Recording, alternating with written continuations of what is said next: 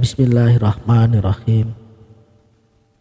Assalamualaikum warahmatullahi wabarakatuh. Salam sang sejati.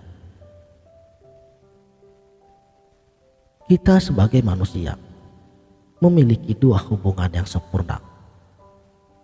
Dari sebuah hubungan cinta, kita memasuki derajat ketuhanan dari uluhiyahnya. Dari sebuah hubungan dengannya, kita memasuki derajat kosmos. Sehingga kita disebut hambanya dalam acuan akan wujudnya yang menjadi sasaran pewahyuan.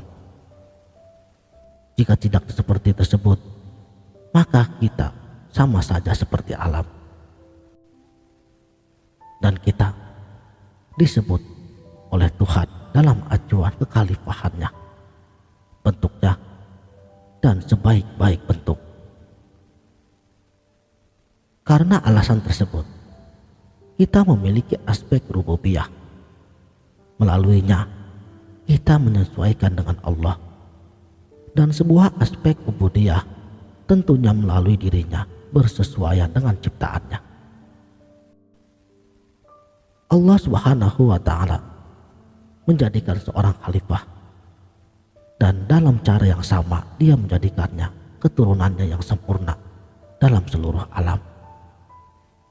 Namun khalifah terhebat hanya milik insan kamil, Rasulullah Shallallahu Alaihi Wasallam. Dan dengan demikian, karena makna Anda memiliki dua aspek, rububiyah dan ubudiyah, tak satu pun makhluk di dunia ini telah mengaku rububiyah bagi dirinya kecuali manusia. Hal tersebut disebabkan kekuatan apa yang dia miliki dan penguasaan yang dicirikan dengan sifat rububiyah dan kualitas aktif dari wajibul mawjud. Sehingga ketika dia melihat mereka di dalam dirinya sendiri, namun Allah belum membuka mata batin spiritualnya. Dia tidak mengerti bahwa mereka adalah sifat Allah yang terpantulkan dalam cermin kesiapannya. Dan dia membayangkan bahwa mereka adalah milik dirinya secara pribadi. Karena itu, dia mengakui rububiyah dan uluhiyahnya seperti Fir'aun. Dalam cara yang sama, tidak seorang pun di dunia ini bergabung dalam makom ubudiyah pada dirinya sendiri hingga terjatuh ke dalam level terbawah kecuali manusia. Sebab ketika dia melihat sifat-sifat tersebut dan kualitas di tempat lain, dia membayangkan bahwa mereka adalah milik mereka secara pribadi. Mereka mengakui ubudiyahnya seperti mereka yang menyembah idola.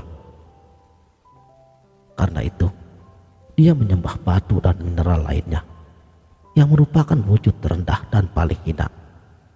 Karena sifat ketuhanan di dalam potensi penerimaan mereka seperti hidup, berilmu, dan yang bersesuaian belumlah teraktualisasikan. Sehingga tidak ada yang lebih hebat dan derajat yang lebih tinggi daripada manusia dalam rububiyahnya, atau melihat alasan wujudnya dicirikan oleh manifestasi sifat-sifat rububiyahnya. Sebabnya tiada lagi derajat yang lebih tinggi daripada ini, atau melalui alasan wujudnya yang dicirikan oleh sifat penghambaannya. Sebab sebagaimana rububiyah adalah derajat tertinggi, maka lawannya ubudiyah adalah derajat yang terendah. Saudaraku, sang sejati, manusia adalah cermin dengan dua sisi. Pada satu sisi adalah sifat rububiyah, dan yang lainnya ialah penghambaan yang terpantulkan. Ketika kamu memandang kepada sifat rububiyah, dia lebih besar daripada seluruh wujud.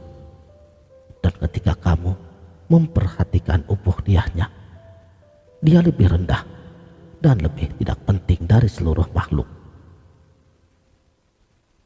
Ketika aku menemukan sifatmu di dalam diriku, Allah melarang seseorang mesti lebih hebat dari aku. Namun, ketika pandanganku jatuh kepada keadaanku sendiri, dalam dua dunia, tiada seorang pun yang lebih buruk daripada aku. Lihatlah keagungannya yang telah ia peroleh melalui Asmaul Husna atau terjerikan oleh mereka.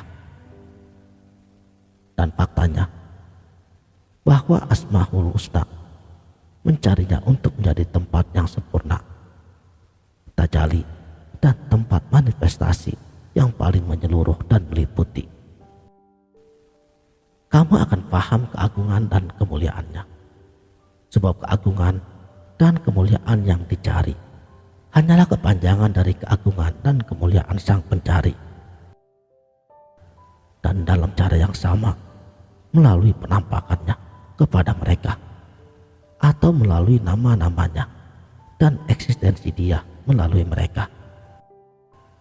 Meskipun dalam esensinya dia bukanlah maujud.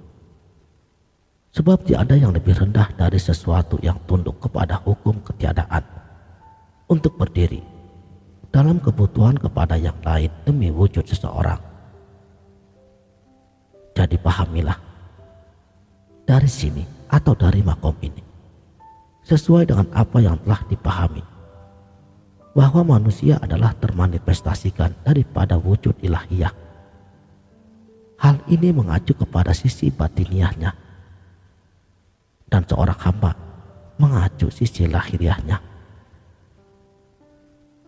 bahwa dia atau manusia adalah salinan dari dua bentuk dan mengacu kepada mereka. Bentuk Allah yang diliputi oleh keadaan batiniahnya yang serba menyeluruh dan terkonsentrasi dalam bentuk alam, yang terliputi oleh keadaan sisi lahiriahnya akan perbedaan dan penyebarannya. Dan kedua bentuk ini adalah dua tangan Allah, dengannya dia menciptakan Adam. Lalu siapakah manusia itu? Manusia adalah sebuah barzah yang serba meliputi bentuk makhluk dan Allah yang meletakkan khazanah rahasia di dalamnya. Dia adalah sebuah salinan dalam sinopsis yang isinya adalah esensi Allah dan sifatnya yang tak terlukiskan, terhubung kepada kelembutan alam mulk, termasuk kebenaran alam malakut. Sedangkan sisi batiniahnya tenggelam dalam lautan ahadiyah, bibir kering lahiriahnya pada pantai keterpisahan. Tak ada satupun sifat Allah yang tidak termanifestasikan dalam esensi diri manusia. Dia mengetahui, mendengar, berbicara, berkehendak, hidup dan kuasa dalam cara yang sama akan hakikat alam semesta. Segalanya disatukan dalam dirinya. Ambillah unsur-unsur atau ambillah mineral, tumbuhan dan binatang. Ambillah bentuk kebaikan dan keburukan, dituliskan di dalam dirinya. Tingkah laku setan dan hewan buas pun tercampur di dalamnya. Andaikan dia bukan cermin wajah abadi, mengapa malaikat disuruh bersujud kepadanya? Dia adalah pantulan keindahan, kehadiran kesempurnaan.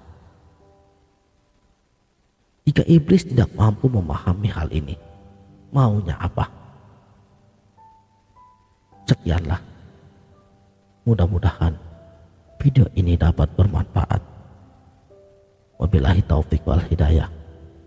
Wassalamualaikum warahmatullahi wabarakatuh.